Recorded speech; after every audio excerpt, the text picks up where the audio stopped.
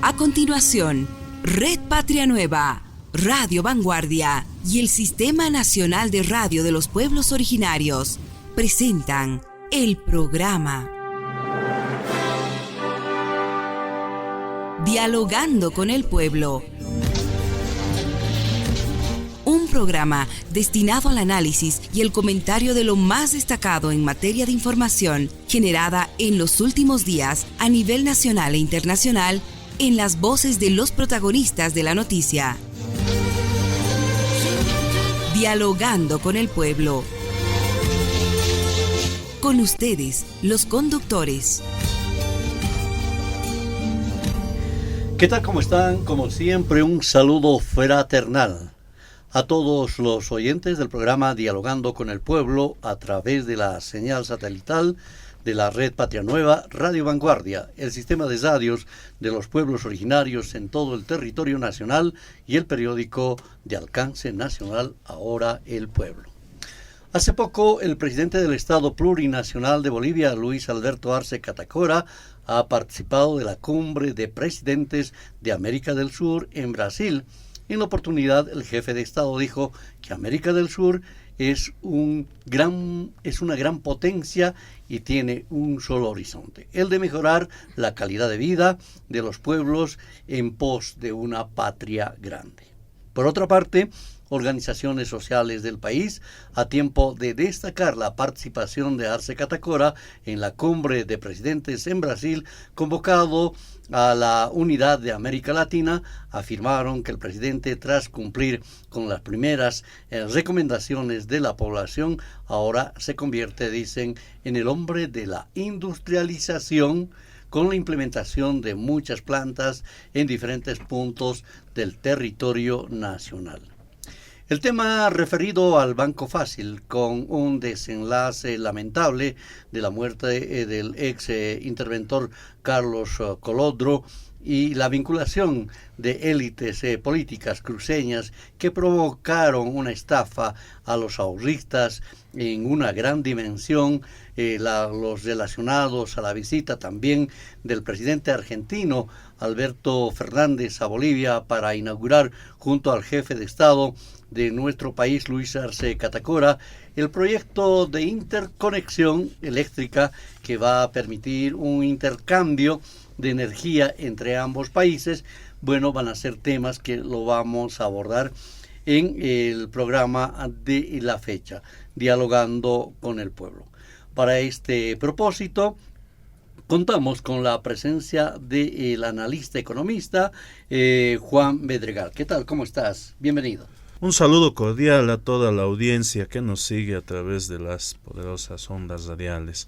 Aquí siempre atentos a tratar los temas económicos, temas de vital importancia, la reunión de presidentes en Brasil, la inauguración de esta línea de transmisión tan importante en Argentina y por supuesto en la coyuntura nacional el tema del Banco Fácil. Atentos a todas las consultas que tengamos y para resolver y aclarar a toda la población.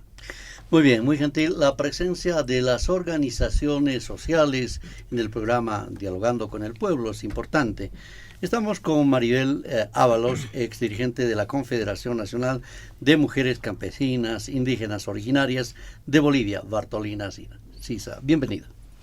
Muchas gracias. En principio un saludo fraternal y revolucionario y a todos nuestros hermanos presentes. Un gusto compartir, compañeros y hermanos, y pues a toda la población boliviana, ¿no? En particular también a toda la familia Bartolina Sisa. Muchas gracias por la invitación, hermano. Muy bien, tengo el placer y el gusto esta vez de presentar al diputado supraestatal Adolfo Mendoza. Un placer, bienvenido.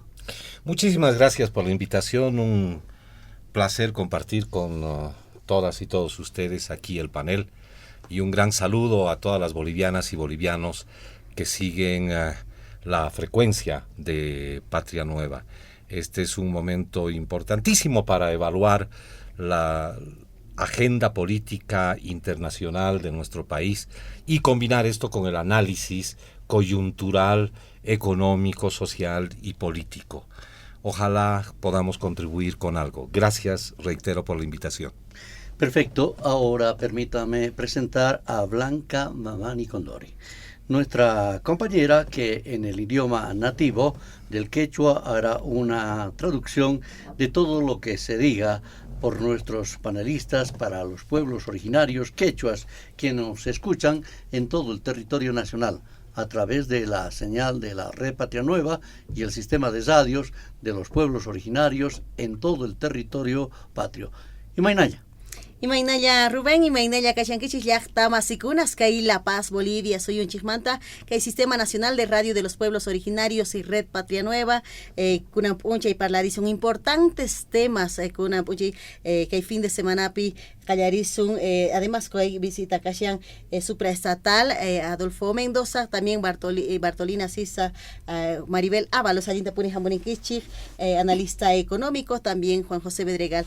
Callarizun que sumas programaban porque economía manta, participación del presidente Chacay, América del Sur, Chaipis Kashan, Amushan Kuchaninta, que hay gobierno nacional. Rubén. Perfecto, Blanquita. Empezamos entonces. Vamos a iniciar la consulta al diputado supraestatal Adolfo Mendoza. Hace poco el presidente del Estado Plurinacional de Bolivia, decíamos Luis Arce Catacora, ha participado de la cumbre de mandatarios de América del Sur en Brasil, señalando que América del Sur es una potencia que tiene un solo horizonte, como el de mejorar la calidad de vida de los pueblos en pos de una patria grande. ¿Cómo evaluamos, diputado, esta participación del jefe de Estado en el vecino país del Brasil? La participación de nuestro presidente Luis Arce Catacora es fundamental para el relanzamiento de UNASUR. Y más que una reunión en la que se asumieron ya compromisos específicos, es un paso, es un pequeño paso para dar un gran salto en el relanzamiento de UNASUR, pero además para tener ya una otra visión de la integración a nivel continental. Ya en evaluación vamos a poder advertir cuáles han sido los límites también de esta reunión y cuáles son los retos que plantea el Estado Plurinacional de Bolivia a partir de su constitución y a partir de su experiencia para generar un proceso de transformación que vaya más allá de nuestras fronteras y que cambie la visión de integración tradicional que se ha tenido en América Latina y el Caribe. El elemento, sin embargo, inicial que hay que tomar en cuenta para entender la convocatoria del presidente Lula es que no es un hecho casual. No es algo que se le ocurrió al presidente Lula en un momento determinado, sino que ha ido cultivándose en el tiempo. Pero ese cultivo también tiene que ver con los malos augurios que le desearon a UNASUR los gobiernos de la derecha latinoamericana o sudamericana en su momento. Congelaron su participación en UNASUR varios de los presidentes de derecha y en el caso del régimen dictatorial de la señora Yanine Áñez, se suspendió no solamente la participación de Bolivia en Mercosur, en el Parlamento andino, en UNASUR, sino que además se suspendió la propia representación parlamentaria ante los organismos de integración. Y se usó las embajadas como los tentáculos de negocios privados para aquellos señores golpistas. A partir de la recuperación de la democracia, ya en noviembre del 2020, dimos señales distintas también para recuperar los hilos de la integración. Nos dimos cuenta en ese momento que no es que UNASUR fue abandonada por los gobiernos de la derecha porque tenía un lineamiento ideológico. Ellos en su momento eran mayoría. Recuerden ustedes, derecha en Perú, derecha en Colombia, derecha en Ecuador, derecha en Chile, derecha en Brasil, derecha en Argentina con Macri, derecha en Uruguay, derecha en Paraguay. Si ellos hubieran creído en la integración, eran mayoría para definir un plan de integración a su medida. Pero no creyeron en la integración. Lo que creyeron ellos era en la subordinación a la lógica de dominación del imperialismo norteamericano. Por eso es que abandonaron UNASUR. Pero es más, podemos recorrer un poquito en el tiempo para recordar, y esto le puede servir también como información a todas nuestras ciudadanas y ciudadanos, que el proyecto original de conformación de UNASUR lo planteó Fernando Henrique Cardoso, un presidente brasilero, en la década de los 90.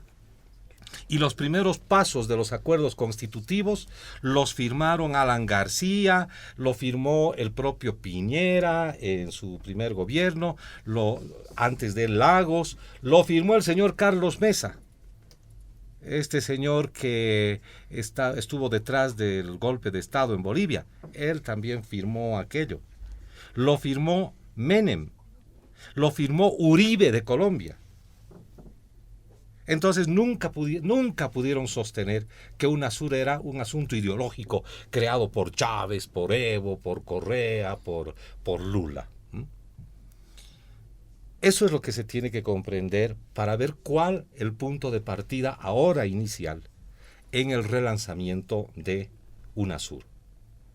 El otro elemento adicional, también un poco histórico, pero de historia reciente, es la labor de la representación parlamentaria supraestatal, en términos de diplomacia legislativa. Bolivia propuso a América Latina la organización de la primera cumbre de integración de la integración en junio del 2021. Este año, en Panamá, hace un mes atrás, se ha llevado a cabo, menos 3 semanas atrás, se ha llevado a cabo la tercera cumbre de integración de la integración. Una propuesta boliviana para unir al Parlamento centroamericano, al Parlamento latinoamericano, al Parlamento andino y, en lo posible, constituir una especie de cumbre, de unidad interparlamentaria que nos permita tener un parlamento de la patria grande, de Abya Yala. Un parlamento respetando las identidades del Mercosur, de la comunidad andina, de la comunidad centroamericana, respetando las características del parlamento amazónico, pero uniendo a todas estas expresiones identitarias subregionales en la gran unidad latinoamericana. Resultado de todas esas gestiones es la convocatoria de Lula. Entonces, Bolivia jugó un papel importante y tal vez eso no se ha podido expresar con total contundencia en la reunión de Brasilia por la falta de tiempo.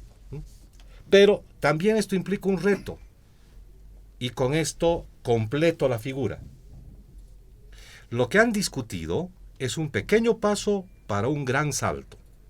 Es una agenda mínima, muy concretita, para relanzar UNASUR. Si eso no se acompaña de una visión estratégica que además incorpore a Centroamérica e incorpore a México, entonces nos vamos a quedar cortos. Ahí hay una discusión pendiente. Sabemos los intereses que tiene Brasil, sabemos los intereses que tiene la Argentina o que tengan gobiernos de izquierda. Pero debemos pensar en UNASUR y más allá de UNASUR, incluyendo Centroamérica, el Caribe y México. Esa propuesta, que ya ha sido lanzada por Bolivia en los distintos foros internacionales, parte de un asunto que es fundamental: la construcción de una agenda mínima, no coyuntural, sino una agenda estratégica común para toda América Latina y el Caribe. A partir de esto, entonces, ya estamos cerrando en Bolivia el ciclo de la transición de la vieja del régimen golpista y la recuperación de la democracia, y ahora podemos en el fondo hablar ya de una agenda de revolución en la revolución. Qué bien, qué importante. Ahora, desde las organizaciones sociales, Maribel, ¿cómo han visto esta participación de nuestro presidente ya con estos elementos bien importantes que se han puesto ya aquí en la mesa? Adelante. Sí, bueno, realmente pues es una noticia buena para todos los bolivianos, ¿no? Y pues más aún sabiendo que Bolivia ha sido promotor, ¿no? Como bien ahora nuestro hermano también va informando, pues realmente es un honor y es un orgullo. Por lo tanto, nosotros como organizaciones sociales, y como siempre lo dice también nuestro hermano presidente Luis Arce, ¿no?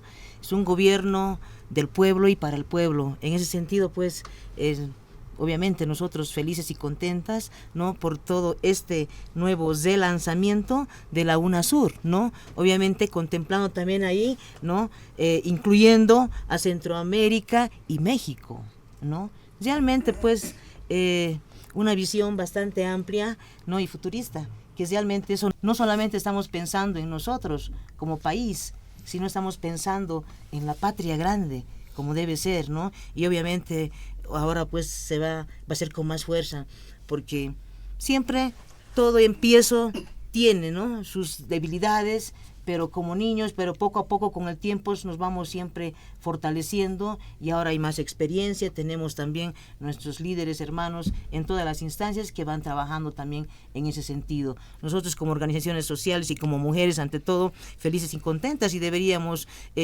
pues estar alegres todos, ¿no? Pero lamentablemente también los medios también son manejados justamente por esas logias, ¿no? Por el imperio es el que maneja, y como bien decía también, si habían presidentes, ¿no? De la derecha que son impuestos por el imperio, ellos obviamente no van a pensar en la región ni en su país, ¿no? Ellos piensan para el norte, ¿no? Porque obviamente ellos son como simples sirvientes también, ¿no? Entonces, Jalaya, Bolivia, realmente Bolivia seguimos dando mucho que hablar y haciendo historia, ¿no? Y a nivel mundial. Muchas felicidades, hermano Adolfo, por el trabajo, y pues también a nuestro hermano presidente por esa propuesta que ha llevado. Nosotros estamos contentas, pues, y se va a avanzar. Ya es un hecho, ya han tomado determinaciones y se viene algo grande para Patria Grande. Muchas felicidades y sigamos siempre adelante. Muy bien, muy gentil. Ahora, desde el punto de vista económico, estimado Juan José Ventrigal, ¿de qué manera favorece esta reunión que se ha llevado a nivel internacional en Brasil? Adelante.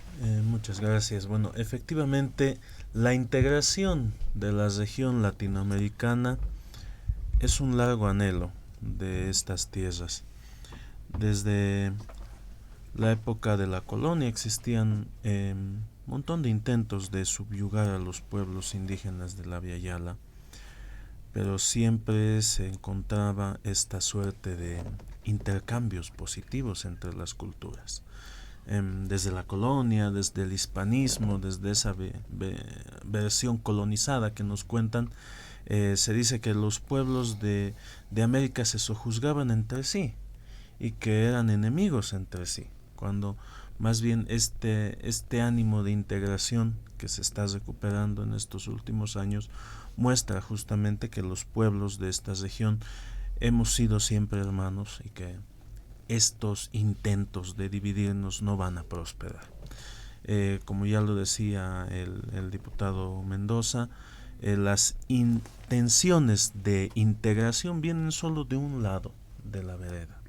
A la derecha no le interesa integrar el continente, y esto es una razón geopolítica pero también económica, porque una región integrada es mucho más fuerte frente al gran capital transnacional, mientras que una región dividida es presa fácil para los grandes capitales. Mira cuántas empresas transnacionales operan en la región, desde México hasta el Cabo de Hornos: petroleras, mineras, empresas del agronegocio, forestales, eléctricas, financieras, montón de empresas de transporte, industrias que se llaman las maquiladoras, incluso hay regiones de esta América Latina nuestra que se han convertido en paraísos fiscales. Ahí tenemos el caso de Panamá, por ejemplo, estas regiones que se han convertido en instrumentos del imperialismo. Por lo tanto, es mucho más sencillo, por supuesto, instrumentalizar esta región mientras esté dividida. Por eso el proyecto de integración latinoamericana además es un proyecto antiimperialista y está en la línea de esta visión de un mundo multipolar que está ya imponiéndose en el mundo, hay que decirlo.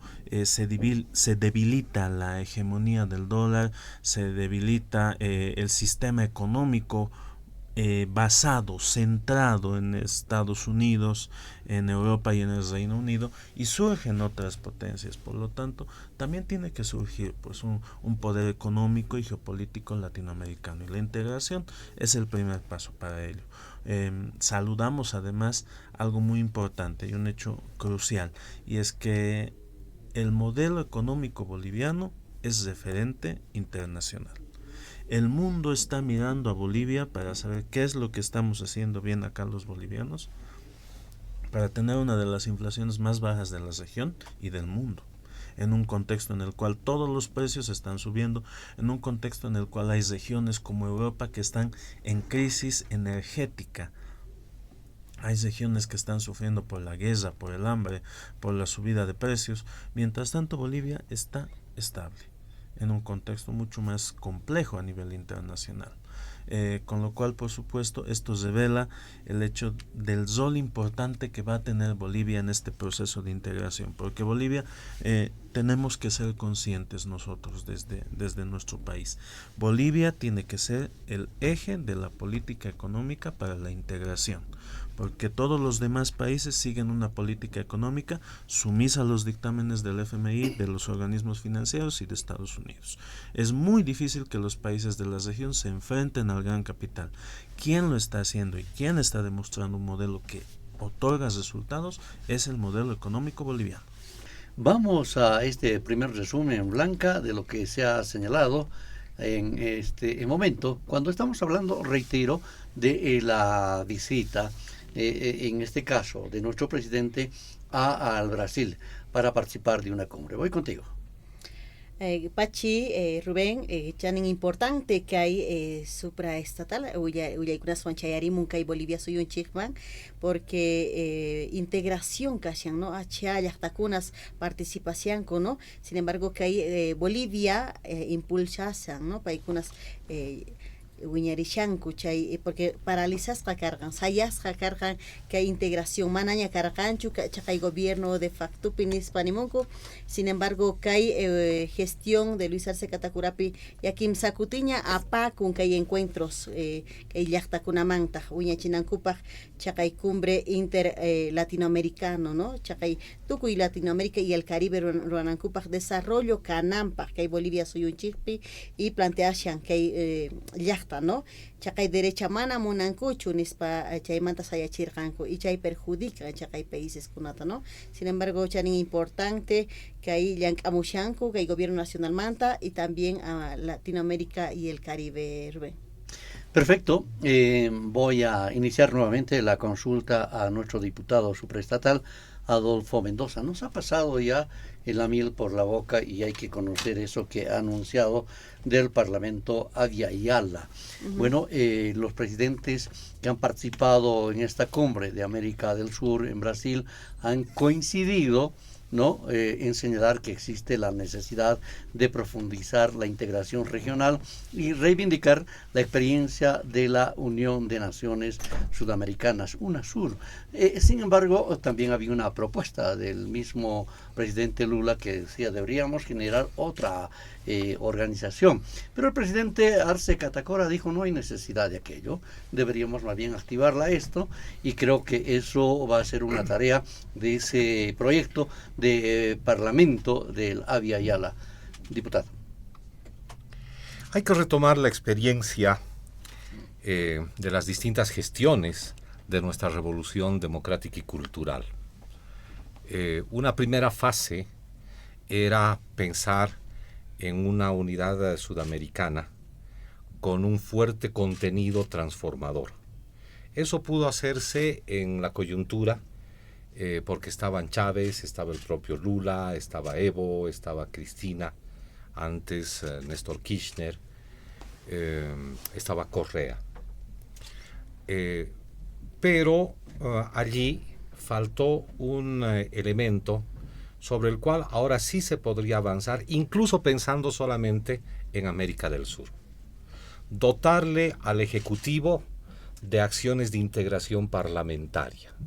¿Qué quiere decir esto? De una vez proponer como país la organización del Parlamento de UNASUR.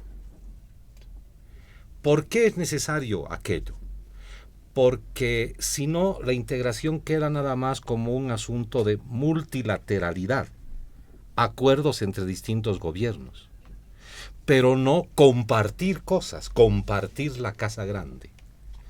Y un parlamento de UNASUR, incluso respetando la identidad del Parlamento andino, del Parlamento del Mercosur, nos puede permitir dialogar en otros términos, porque a propósito de ese tipo de acciones se pueden impulsar leyes que valgan para todo el continente, que es la característica que debemos revolucionar. Evo nos heredó algo. Con la recuperación de la democracia, nuestro presidente Lucho nos está poniendo sobre la mesa la necesidad de fortalecer UNASUR. Entre paréntesis, si recogemos la experiencia de Evo y Lucho, sabemos que en realidad lo mejor que podemos hacer es discutir programáticamente, porque ahí vamos a encontrar la verdadera unidad. Pero no solamente es necesario quedarse en Sudamérica. Insisto en el concepto. Lula y Brasil tienen sus propias aspiraciones, que a veces chocan con las aspiraciones mexicanas. Y México no está en Sudamérica. Y a veces chocan con las aspiraciones centroamericanas y del Caribe.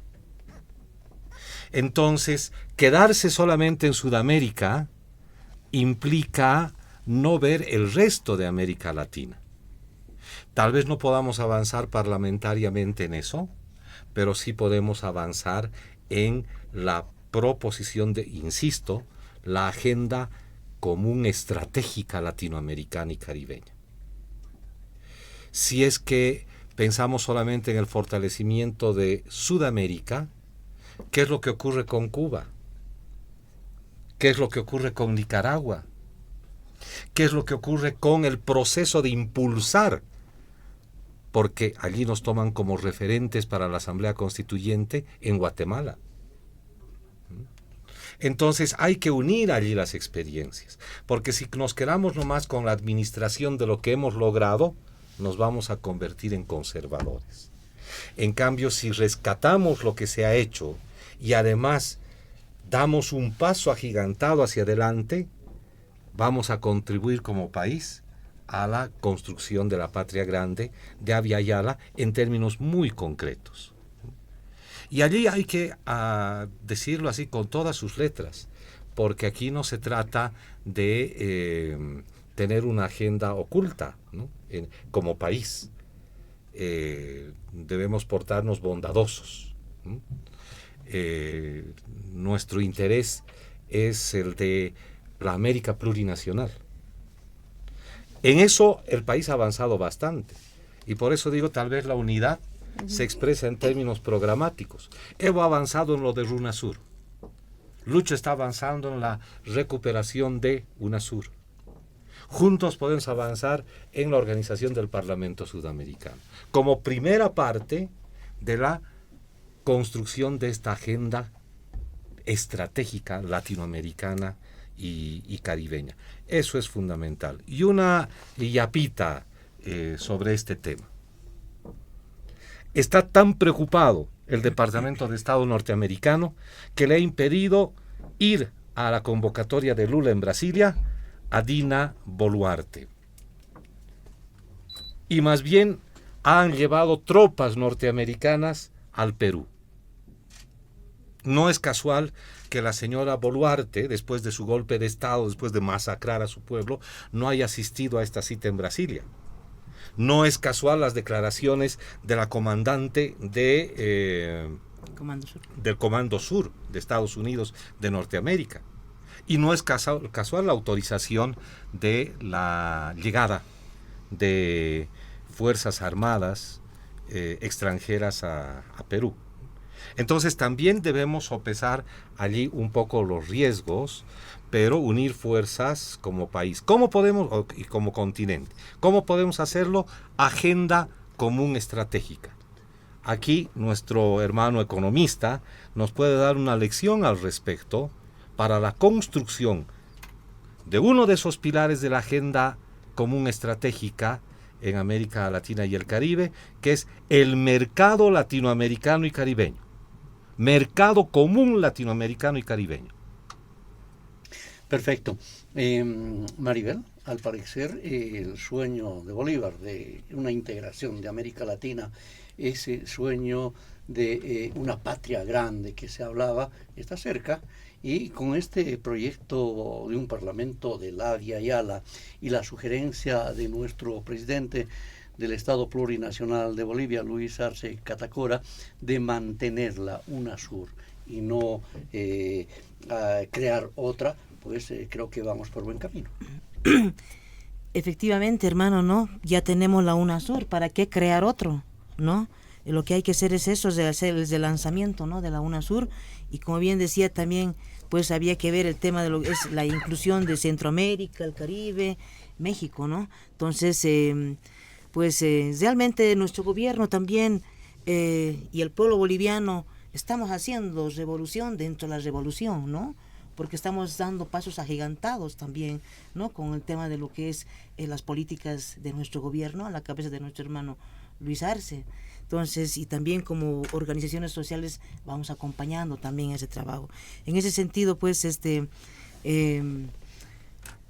nosotros compartimos lo que justamente ha propuesto nuestro hermano Luis Arce Catacora. No hay necesidad de crear, lo que hay que hacer es fortalecer a esta UNASUR, ¿no? Entonces, pues tenemos grandes potenciales, como bien decía, y el día de hoy también se ha hecho ya un negocio, ¿no? El tema de la energía con el presidente Fernández, ¿no? Y es el primero, ¿no? Y ahora también se está implementando más de 40 plantas industriales, ¿no?, al margen de lo que ya había en la anterior gestión.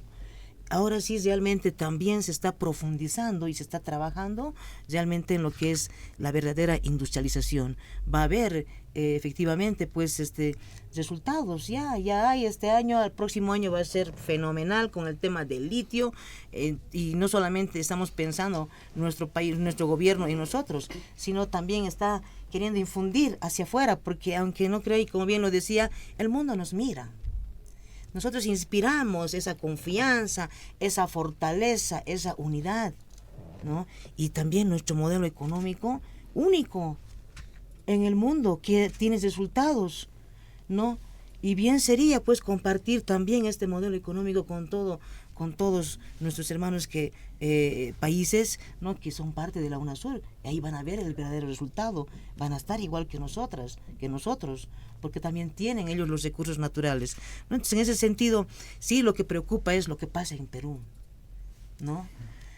A veces somos indiferentes porque también acá tenemos nuestras problemáticas y estamos un poco inmiscuidos en eso, pero no, tiene que ser a través de la UNASUR poder frenar y no permitir más que ningún país sufra lo que hemos sufrido nosotros el 2019 y lo que hoy por hoy va sufriendo el Perú, ¿no? Porque el imperio lo único que quiere pues es poner empleados sirvientes y saquear todos los recursos que tenemos, ¿no? Entonces es importante hablar, tratar, ver la forma, cómo podemos ayudar. El pueblo peruano está resistiendo y va a resistir, pero imagínense, ahora están trasladando tropas americanas. Entonces algo habría que hacer, y pues yo creo que es oportuno y necesario ya trabajar en lo que es el lanzamiento de la UNASUR. Perfecto. Me diste pie a una consulta que le vamos a hacer aquí a nuestro economista, y tiene que ver pues con lo que señalabas. En las últimas horas el presidente Luis en este caso Alberto Fernández de la Argentina y el presidente Luis Alberto Arce Catacora del Estado Plurinacional de Bolivia, como decían en Yacuiba, han procedido a la inauguración de un electroducto Juan Azurduy, así se llama. Y bueno, este hecho de alguna forma ya nos encamina a lo que han anticipado nuestros panelistas en ese camino de la industrialización, de estrechar los lazos de amistad, por un lado, reforzar aquello, y también en el tema de trabajo económico, de manera ya en función de ambos gobiernos. Efectivamente, hemos recibido con mucho agrado esta noticia de que se esté concretando la línea de transmisión Juan Azurduy de Padilla. Este es un proyecto que ha estado en construcción durante varios años, un proyecto además que es revolucionario porque inicia algo que los bolivianos hemos estado soñando quizás desde antes que naciera incluso yo, que es la exportación de energía eléctrica.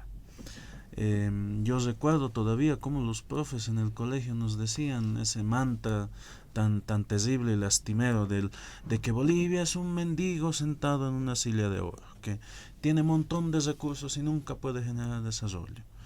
Bueno, pues esta exportación de energía eléctrica representa justamente dejar atrás ese lamento boliviano, dejar atrás en el recuerdo y en un mal recuerdo a ese mendigo sentado en una silla de oro. ¿Por qué? Porque esta energía eléctrica que se está exportando a través de la línea de transmisión Juan Azurduy de Padilla se produce en la planta termoeléctrica del sur, situada en la localidad de Yaguacua, en el municipio de Yacuiba. Esta es una planta termoeléctrica de última tecnología que utiliza la tecnología de ciclos combinados. Voy a entrar un poquito en un tema técnico. ¿Qué es el ciclo combinado y por qué es más eficiente? El ciclo combinado reutiliza el gas, es decir, es energía eléctrica producida a partir de quemar gas natural, que lo producimos en Bolivia, claro que sí, pero adicionalmente se añade un ciclo más que reutiliza los gases producto de la quema para generar nueva energía eléctrica. Con eso, con ese ciclo combinado, esta planta tiene un potencial de 320 megawatts, una potencia de 320 megawatts, de los cuales 120 se destinan a la exportación a través de una línea de transmisión que tiene una longitud de 116 kilómetros, 46 kilómetros en territorio boliviano y 70 kilómetros en territorio argentino. Inicia en la planta termoeléctrica del sur, en Yaguacua, y termina en Tartagal, en Argentina. Y a través de esto entro al tema de las empresas gran nacionales, que ENDE, una empresa boliviana, la Empresa Nacional de Electricidad, se está convirtiendo, se está transnacionalizando al constituir una filial en Argentina que se llama ENDE Transmisión Argentina S.A., ETASA.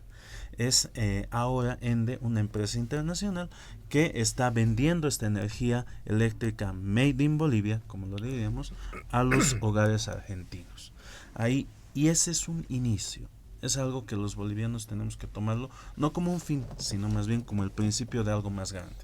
Se tiene que venir la interconexión eléctrica con Brasil, con Perú, con Chile, el norte chileno tan abandonado por las élites de ese país. Los bolivianos tenemos un montón de excedente energético que lo podemos exportar hacia el resto de países y convertirnos, ¿por qué no?, en ese centro energético de la región. Nuevamente, el modelo de desarrollo económico boliviano está dando estos resultados tan positivos para la población y un ejemplo para la región. Perfecto. Blanca, voy contigo.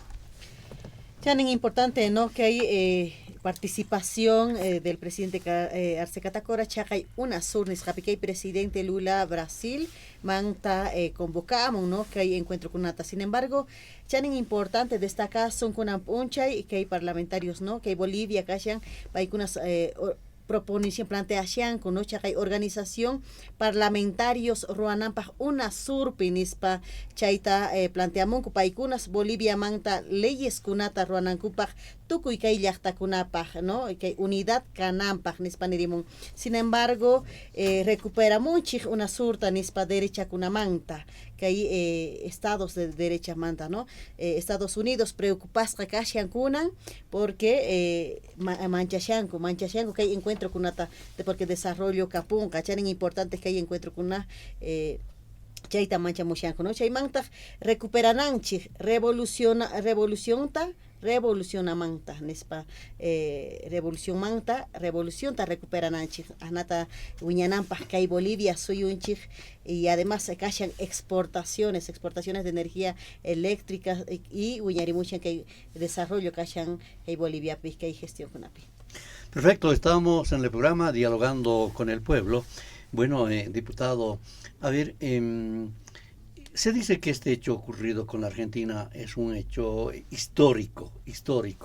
Y bueno, hablamos de una integración de América Latina.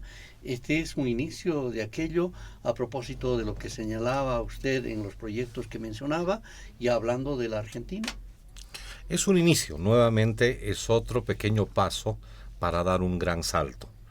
Y allí debemos recuperar la experiencia de nuestros sectores estratégicos y de nuestras empresas estratégicas.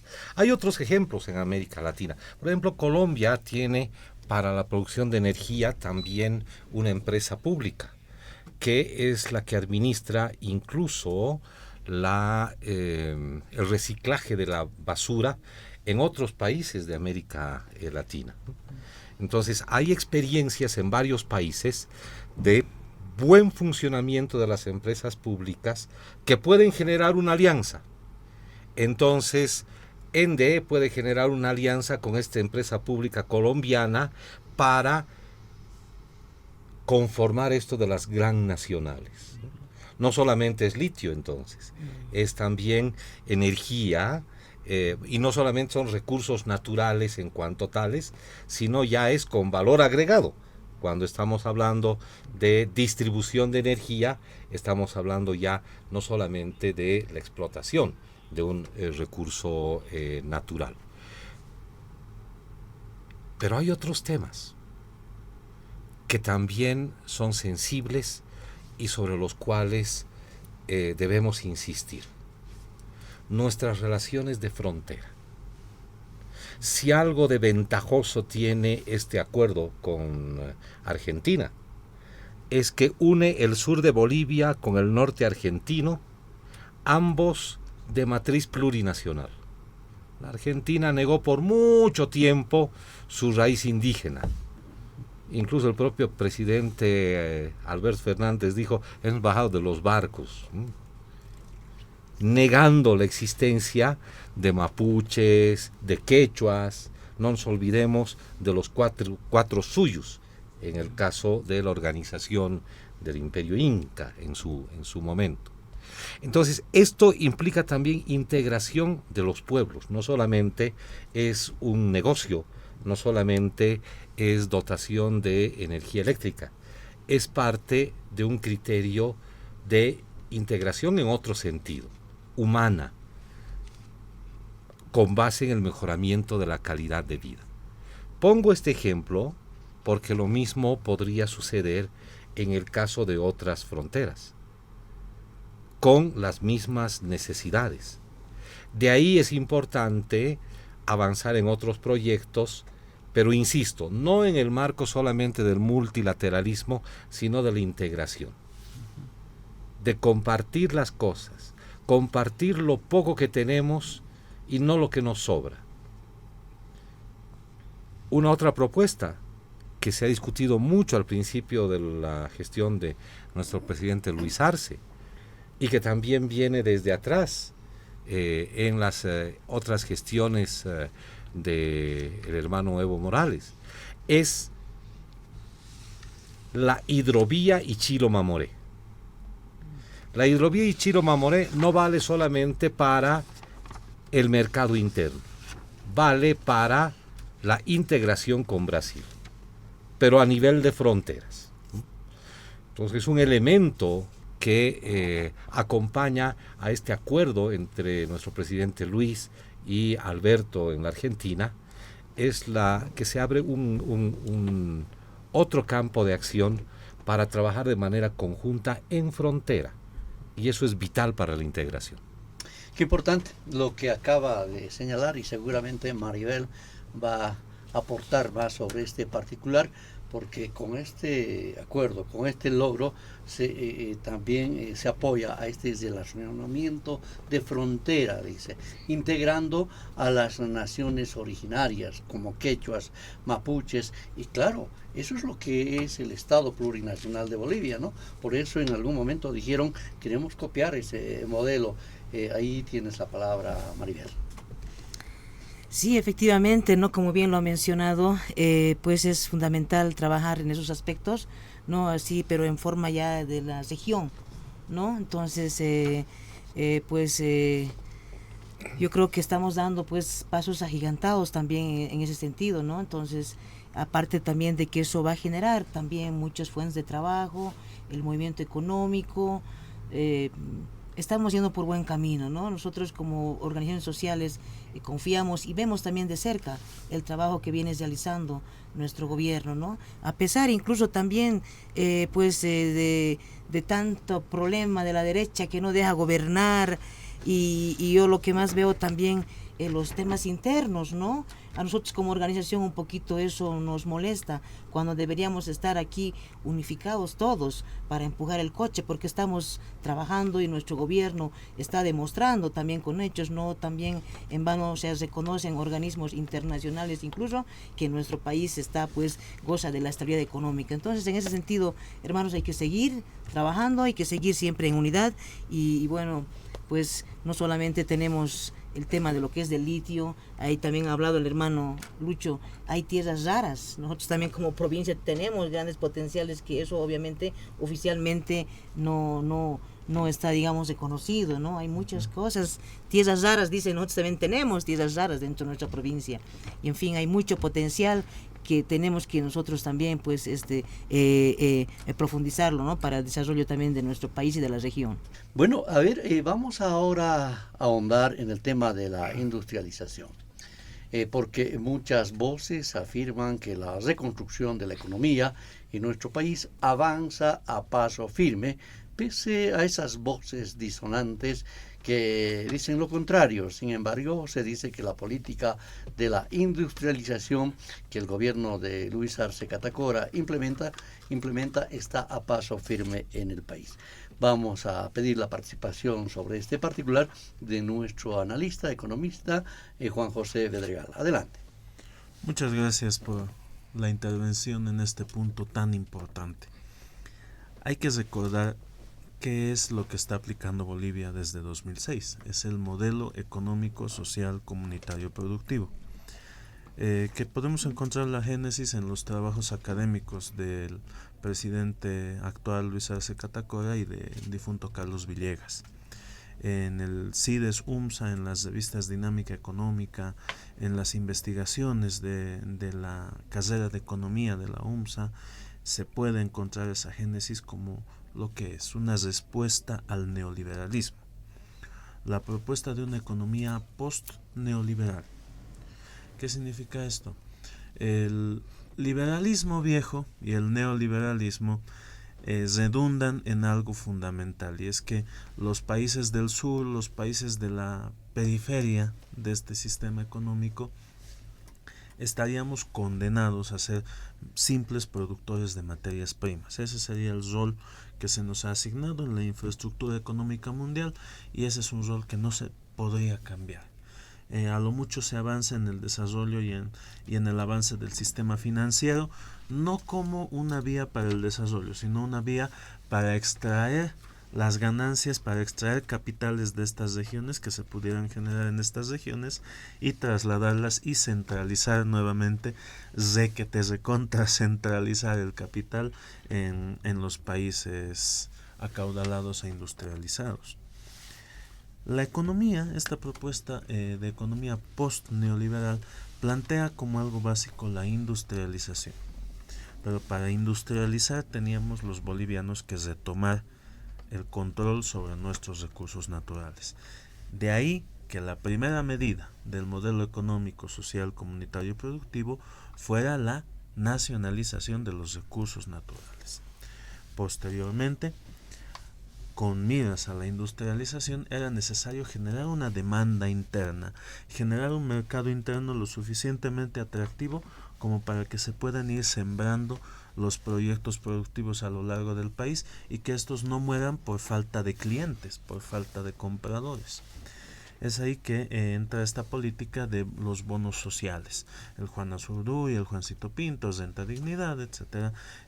Se promueve la capacidad de compra por parte de las familias. Y a partir de esto, en respuesta a esta demanda, surge un conjunto de emprendimientos que se fortalecen a través de la Ley de Servicios Financieros del 2013 que promueve el crédito productivo, el crédito de vivienda y esta nueva medida que está desde 2021, que es el crédito Sí Bolivia con 0,5% de interés en rubros relacionados con la sustitución de importaciones. Es así que llegamos a esta etapa de la industrialización. Una vez que el mercado interno de Bolivia ya tiene una dinámica propia, ya tiene un nivel de desarrollo, se puede ir pisando el acelerador con la industrialización. Con un mercado interno raquítico pequeño, una demanda interna contraída por 20 años de neoliberalismo, era muy difícil pensar en una industrialización viable, porque simplemente, como lo dije hace unos minutos, no habría demanda para lo que produciera el país. Hoy en día ya hay esa demanda. La economía boliviana tiene un tamaño históricamente grande de más de 44.000 millones de dólares, según los últimos datos de 2022. Por lo tanto, ahora es momento de pisar el acelerador con la industrialización. Ya se vino sembrando durante todos estos años en el marco del modelo esta política de inversión pública en carreteras, en aeropuertos, en la integración del país que permita la circulación de bienes y servicios entre las regiones y hacia el exterior. Por lo tanto, ahora cuando se pisa el acelerador con la industrialización, se habla de un montón de fábricas y de plantas que van a empezar a producir en un plazo mucho más corto. Antes hablábamos de una industrialización mucho más a lo grande y a largo plazo, como era la planta de urea y amoníaco, estas plantas termoeléctricas de ciclos combinados, inversiones grandes que tenían como objetivo cambiar la estructura misma de la economía boliviana. Ahora vamos yendo a proyectos quizás un poco más pequeños y más focalizados que tienen este objetivo también, no es que no. Por eso están estas plantas de industrialización de la papa, de la quinoa, de frutos amazónicos, la planta de palma aceitera, estas plantas de biodiesel ecológico con el reciclaje, etcétera. También ya tenemos las dos plantas de cemento, una operando en Oruro, otra por concluirse en Potosí. Tenemos la fábrica de envases de vidrio en Chuquisaca. A fin de año va a iniciar a operar la planta siderúrgica del Mutún. Se está iniciando la exportación de energía eléctrica, con lo cual podemos ver que los proyectos de industrialización van surgiendo ahí cada vez con mayor velocidad y mayor rapidez. ¿Esto qué va a concretarse? Y con esto redondeo esta idea. Una economía que ya está diversificando su base. La historia de Bolivia ha estado signada por productos que monoproducíamos. Primero el oro, luego la plata, un tiempo fue el caucho, la goma, otro tiempo se pasó al petróleo, al estaño, y estábamos en la nacionalización en la época del gas. Pero de repente apareció el litio, también ahora ya vamos a tener el mutún, y de repente estamos produciendo distintas cosas. ¿Y esto qué significa? Bolivia ya no va a ser tan vulnerable ante shocks externos. Cae el precio del gas, bueno, igual producimos litio y hierro. Cae el precio del litio, bueno, igual producimos fertilizantes, energía eléctrica, etcétera. Caen los precios de los minerales, pero bien, otros rubros como los alimentos, etcétera, estarán mucho mejor. si nos damos cuenta, es como colocarse distintos escudos ante los posibles vaivenes de la economía mundial. Eso es la industrialización y eso es constituir una economía de base ancha, que produzca distintas cosas, que sea resiliente ante las crisis internacionales y, ¿por qué no?, una economía que crezca mucho más rápido de lo que hasta ahora lo ha estado haciendo. Perfecto. Llega el momento de pisar, dice nuestro economista, el acelerador de la industrialización, con proyectos de plantas industriales para lograr, claro, una soberanía alimentaria en el territorio nacional. Diputado, estamos cumpliendo, de pronto se coincide con lo que había señalado usted. Hacemos primero el paso A y luego vamos a esto que es el paso B. Esta lógica es vital para encontrarle además un sentido a la segunda fase de la implementación del modelo económico, social, productivo comunitario en nuestro país. Sin perder de vista que la industrialización por la industrialización solamente nos convierte en capitalistas, si es que no pensamos en la redistribución de la riqueza. Y esa es la otra variable del modelo boliviano, porque no se trata única y exclusivamente de generar plusvalor, de generar ganancia, de generar utilidades, incluso cuando estas empresas sean estatales, si es que no pensamos en la redistribución de la riqueza. Insisto en el concepto anterior, pero esta vez sobre industrialización y economía. Si es que solamente industrializamos y no seguimos profundizando la transformación y la construcción del Estado plurinacional, la industrialización va a ser subsidiaria, va a ser parte, más bien, de un modelo capitalista.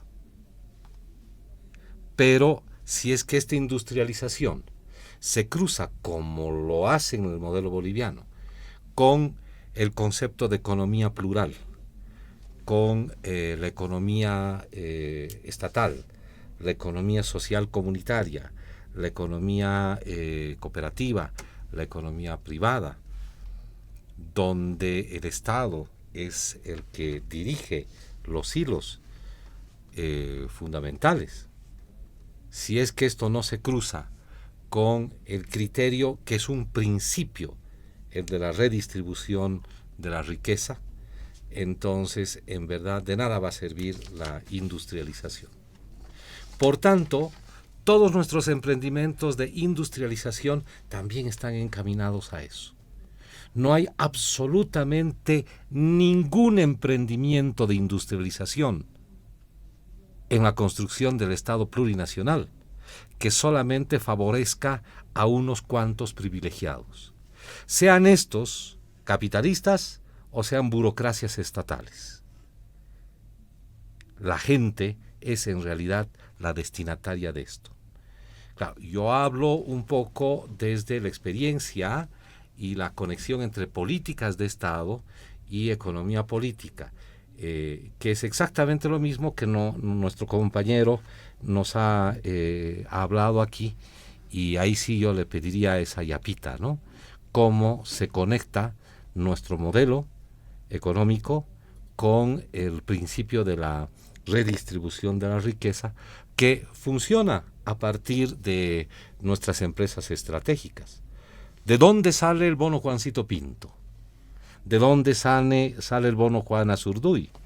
¿De dónde sale la renta dignidad?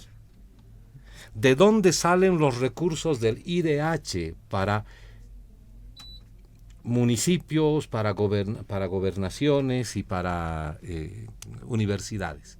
Si no es de aquello que generan nuestras propias empresas estratégicas. Perfecto. Adelante, Juan José, con esa conexión y esa explicación. A ver. Muchas gracias, claro que sí.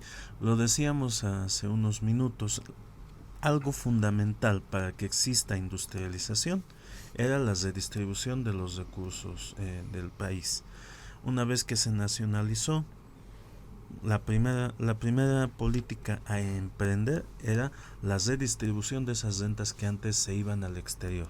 Las transnacionales se llevaban las rentas de nuestros recursos naturales. ¿Qué pasó? De ahí surge la renta dignidad. De ahí surge el bono Juan Azurduy, de ahí sale el Juancito Pinto, de ahí sale el bono para discapacitados, de ahí sale el subsidio universal prenatal por la vida, de ahí sale un conjunto de bonos sociales que ahora están plenamente vigentes, justamente de la nacionalización de esas rentas. Y son además un inicio, son la siembra de la industrialización, porque si no crece el mercado interno es muy difícil que se industrialice. ¿A quién le va a vender el emprendedor que quiere poner una planta de textiles, un pequeño taller textil incluso, no hablemos de plantas? ¿A quién le va a vender esa familia en el Alto que produce papitas fritas?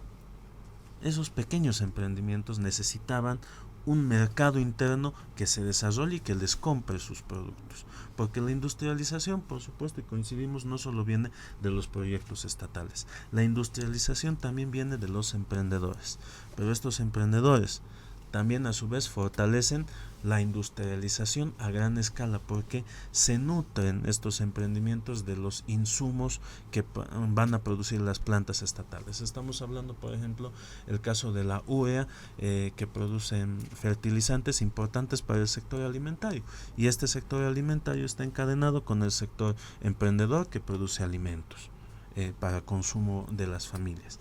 Por lo tanto, ahí está, y es en ese ciclo donde los emprendimientos se van desarrollando, donde los recursos naturales del país se van industrializando, que se repite una y otra vez la redistribución de los recursos, porque ahí cada una de estas actividades está bajo control directo del Estado, o fiscalización por lo menos. En el caso de los emprendimientos estatales están dirigidos directamente desde el Estado. En el caso de los emprendimientos privados, por supuesto, los que son formales tributan. Siempre hay que promover la formalización de la actividad económica para que cada emprendedor pueda tributar en función a su capacidad, por supuesto, a su capacidad económica, y estos tributos, estos impuestos, esa facturita que le exigimos nosotros al vendedor, al textil, aquel que nos vende un par de zapatos hechos en Bolivia, esa facturita que le exigimos está haciendo que se contribuya al proceso de redistribución de la riqueza. Ahí está el momento en que todos nosotros vamos a un negocio y nos callamos cuando nos dicen si factura. Pidamos la facturita, porque ahí ese dinero que se recauda se redistribuye a los municipios, a las gobernaciones, a las universidades, a los bonos sociales, etcétera. Ahí está la industrialización y ahí está la redistribución de la riqueza. Son categorías que están estrechamente vinculadas y complementadas en el marco del modelo económico, social, comunitario, productivo. Qué bien, qué importante esa aclaración. Perfecto, además creo que estamos aprendiendo, ¿verdad? Bueno, a ver, Maribel, decíamos que estas plantas industrializadoras que están ubicadas además de manera estratégica también van a generar, decías tú, a un inicio empleos, ¿no es cierto? Y van a unir a los pueblos originarios, y claro, también va a haber mejora de calidad de vida en estos pueblos originarios como efecto de esto que estamos ingresando a la industrialización en el país. Sí, nosotros, bueno, tenemos la plena convicción de que esto, pues, nos va a ayudar a generar no solamente empleos, ¿no? Porque toda esa ganancia que vamos a tener lo necesitamos en carreteras, en puentes, porque aunque no crean, todavía no hemos llegado hasta el último rincón. Hay muchos lugares que todavía no contamos, incluso con acceso de caminos. No tenemos, por ejemplo, la Arecaja, sin ir lejos, Teoponte. Tenemos grandes potencialidades, pero no tenemos puentes, no tenemos carreteras. Entonces nosotros vemos con esa esperanza y con esa convicción de que una vez que ya tengamos el resultado, ¿no? De lo que es de la industrialización, va a irse ahí, ¿no? Entonces además también ya el mismo modelo económico pues da ese lineamiento, ¿no? Más nuestra política de Estado, que es la industrialización con sustitución de importaciones. No, o sea, estamos nosotros esperanzados y con esa convicción de que sí o sí va a haber grandes resultados, va a haber grandes ganancias, va a haber mucho movimiento, y con la creación también de las plantas industriales, obviamente que también se va a generar, ¿no?, fuentes de trabajo. Entonces, bueno, nosotros estamos plenamente convencidas, ¿no?, del trabajo que está realizando nuestro gobierno, porque estamos de cerca acompañando, estamos viendo y pues está profundizando también de alguna forma nuestro proceso de cambio, ¿no? Solo lo que hace falta es un poco que los medios puedan hacer conocer este tipo de información. Con esto el pueblo boliviano estaría pues esperanzado, estaría no de otra forma, pero ustedes saben que los medios de comunicación son manejados por logias, masones, que lo único que tratan es de meter miedo, mentiras y en fin, ¿no? Entonces perjudicar, en vez de que más bien ellos se puedan sumar también a este proceso de cambio, no solamente nosotros, no como gobierno, como organizaciones, sino también necesitan esa oposición hacer también algunos cambios, ¿no? Porque a la final, ¿quiénes están dentro de nuestro país? Están también sus hijos, trabajamos también por ellos, por el futuro de sus generaciones, ¿no? Entonces, en ese sentido, nosotros estamos plenamente convencidas y estamos seguras de que efectivamente va a traer buenos resultados estas políticas de Estado de nuestro gobierno, como es la industrialización con sustitución de importaciones. Muy bien, Blanca, ahora sí vamos con este resumen. Tan importante chakay industrialización chaymanta parlarichai que hay punchay porque planteamos economía canampa chakay bonos promoven que hay Bolivia, que hay gobierno nacional, créditos productivos, créditos sí Bolivia, chay modelo económico canampa chaywan, ¿no? Que hay productores kunatas yana panapa. Sin embargo, que hay supraestatal nerimun, ¿no? Industrialización canampa y mana kutinampa capital industrialización capitalización pa ruananchik redistribución transformación ta ruananchik nispanin si mana transformación ta ruananchik kanka industrialización capitalista nispa. Sin embargo, que hay analista económico chay nirimun kashan redistribución, porque más anku chakay mercado kunata mercado interno que hay productores kunapa chaymanta kashan redistribución chaymanta chayarimun renta dignidad bono Juan Azurduy tukuy bonos Juancito Pinto chayamun que redistribución manta ajnata nirimun chanin importante. Entonces que hay uyaykunas y productores kunama yanapanampa y mercados kashan plantas industrialización y chay empleo tasca usanka nispanin desarrollo kashan nispa Maribel Ábalos. Perfecto. Bueno, por favor, a nuestros invitados, permítanme cambiar de tema. Un tema bastante ingrato que se ha generado en estos últimos días, lamentablemente. Pero nosotros tendríamos que tocar este tema desde el punto de vista económico y tal vez político, no tanto en las investigaciones. Y por ello, el nuevo interventor del Banco Fácil, Gonzalo Araúz, tras ser posesionado en ese cargo, ha comprometido realizar un trabajo técnico en procura de la estabilización y ha considerado, además importante, que los ahorristas estén tranquilos porque se va a trabajar en la línea que había señalado el extinto ex interventor. Pero por otro lado, el Comité Cívico Pro Santa Cruz pide no politizar este caso del Banco Fácil y dice que el gobierno pretende criminalizar al empresario cruceño. Esto como efecto ya de lo que se ha venido señalando que fracasó, se ha mostrado. Banco Fácil ha podido evidenciar que el fracaso de un modelo económico cruceño. Un criterio, querido diputado, sobre este particular. Enfático, firme y claro, nunca ha existido un modelo económico cruceño. Lo que ha existido en Santa Cruz es una transferencia histórica de patrimonio del Estado producido por Bolivia para el desarrollo en Santa Cruz y en otras regiones. En tiempos neoliberales, la privatización de nuestras empresas estratégicas y de las empresas de las corporaciones de desarrollo, permitió que las logias en Santa Cruz y también sectores de élite en La Paz, en Cochabamba, se hiciesen a precio de gallina muerta. Un ejemplo contundente es cómo Samuel Doria Medina se hizo de la fábrica El Puente, luego de haberse generado inversiones estatales. La privatización implicó el traslado de la riqueza nacional a manos privadas.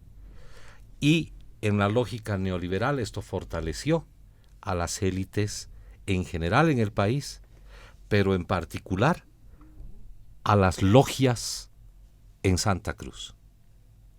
No favoreció a los empresarios honestos. No favoreció a los empresarios que han sobresalido a partir de un trabajo honesto. Han favorecido a la concentración de capital de los latifundistas y de la oligarquía cruceña. A eso no le podemos llamar modelo económico cruceño. Era el modelo económico neoliberal. ¿Qué es entonces lo que está ocurriendo a partir de este hecho del Banco Fácil? Que se está demostrando la manera en que languidece esta perversa traslación de recursos desde el Estado, desde la población hacia manos privadas en las logias cruceñas. No se está criticando a todo el empresariado, se está criticando a unos cuantos privilegiados. Y entonces allí tendríamos como país que tener una otra lectura. Estamos muy preocupadas y preocupados por los juicios. Estamos muy preocupadas y preocupados por cómo va a actuar la justicia, cuando en el fondo no es un asunto de la administración de justicia. En el fondo lo que hay que desnudar es la lógica corrupta de las logias cruceñas, que tienen nombre y apellido, y cómo éstas se conectan con el desfalco de Fácil y se conectaron con el desfalco del Videsa, con el desfalco de otros bancos en el pasado. Y cómo se conectaron con la manera en que Banzer condonó los créditos a los agroindustriales cruceños, unas cuantas familias. Cómo se beneficiaron con la política cambiaria cuando Samuel Doria Medina era ministro de Planificación. Cómo se cruzan todos estos elementos con la indefección de los derechos de los trabajadores, pero también de los ahorristas en Fácil.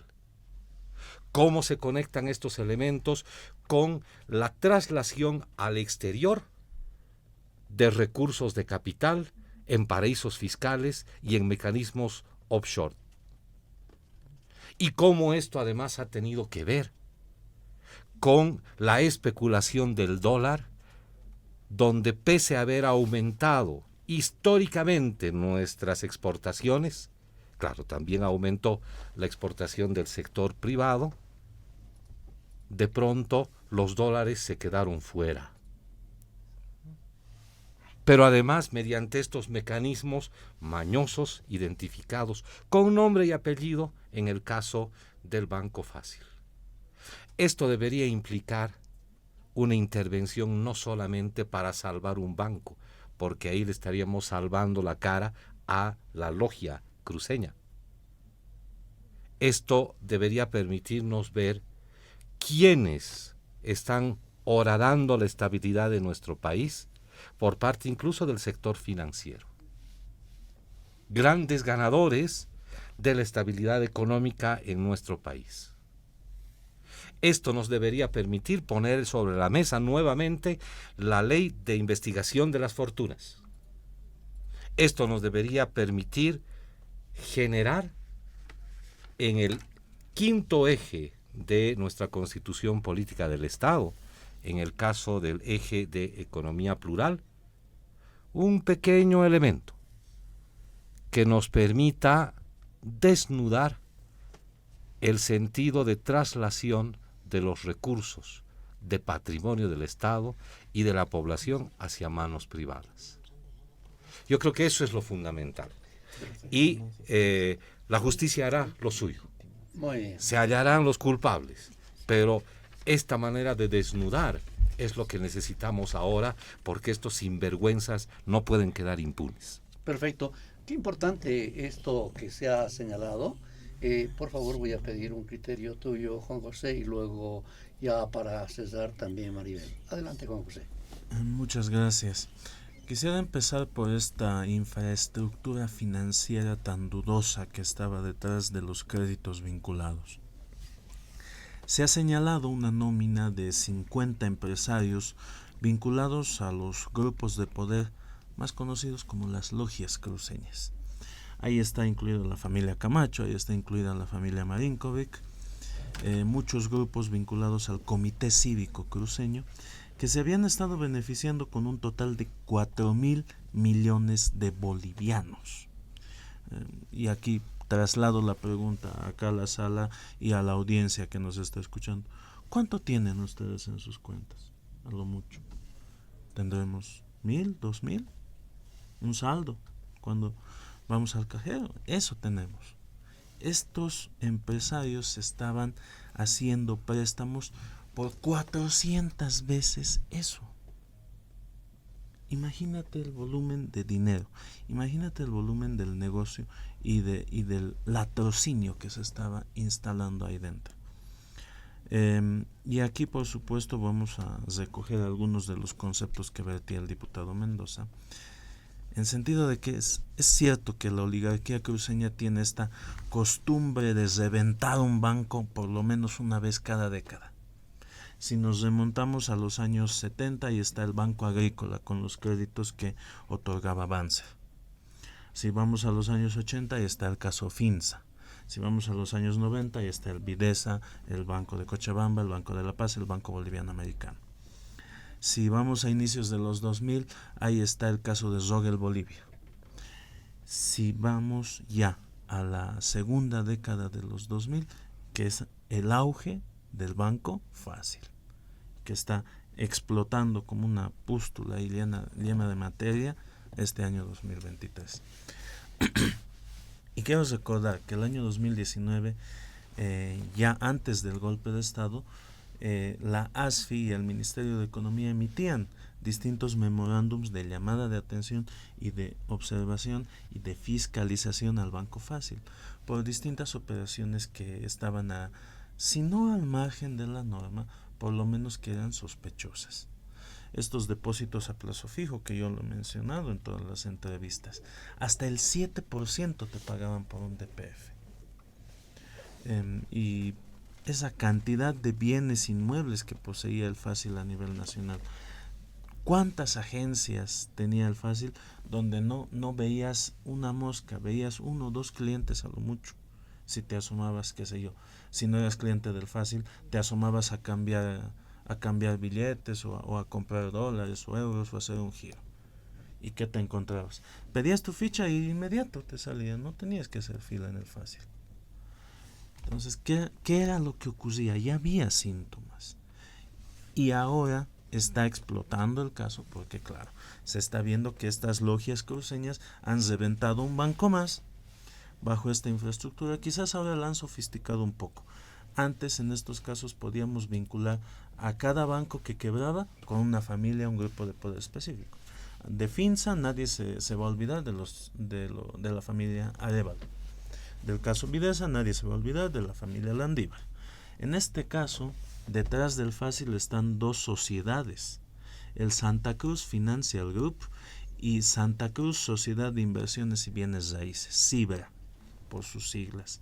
Este Santa Cruz Financial Group y este SIBRA lo que hacían era agarrar a los empresarios que sacaban créditos vinculados del Fácil, les vendían acciones del Santa Cruz Financial Group y a través de esos créditos compraban inmuebles que iban a parar a SIBRA, que eran a su vez accionistas del Fácil.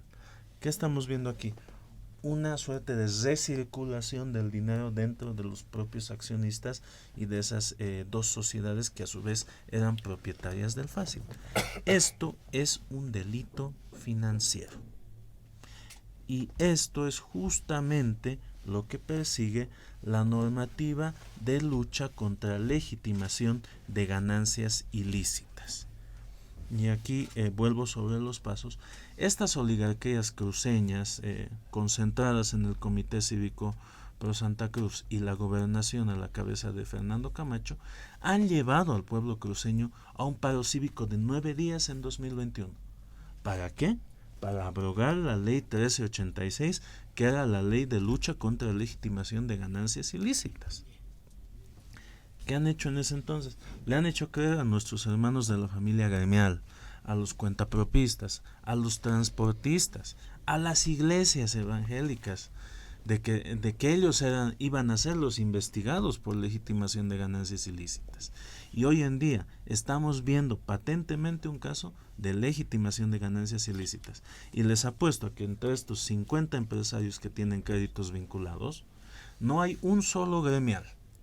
Les apuesto que no hay un solo cuentapropista, ni un solo pastor de iglesia, ni un solo transportista. Por lo tanto, ahí están quiénes son los que cometen esta clase de delitos: lavado de dinero, negocios offshore, paraísos fiscales, evasión tributaria. Son las grandes empresas vinculadas a los grandes grupos de poder. Ellos son. Y me reitero sobre el modelo, el pretendido modelo cruceño. No puede existir un modelo económico subrogado o subordinado al interior de una entidad subnacional. De entrada, por un principio fundamental de la economía, porque el mercado es uno solo. Santa Cruz no tiene un mercado aparte, no es un mercado cerrado, no tiene aduana, no tiene un servicio de impuestos propio, no tiene normativas fiscales, comerciales, ni una moneda, ni un tipo de cambio propio. Por lo tanto, no puede existir un modelo económico cruceño. Esa fantasía del modelo cruceño sirve solamente para reforzar esa ambición de poder y esa pretensión de gobierno moral que se constituye el Comité Cívico Pro Santa Cruz por sobre toda la sociedad cruceña. Pero, ¿quiénes han sido las víctimas?